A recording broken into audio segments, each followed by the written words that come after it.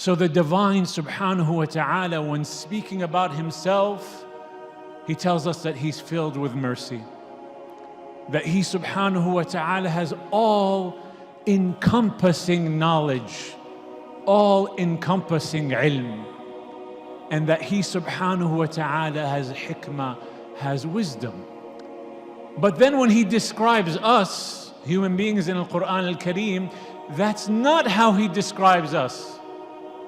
He tells us about you and I, He says, وَخُلِقَ الْإِنسَانُ ضَعِيفًا. You're weak, O mankind.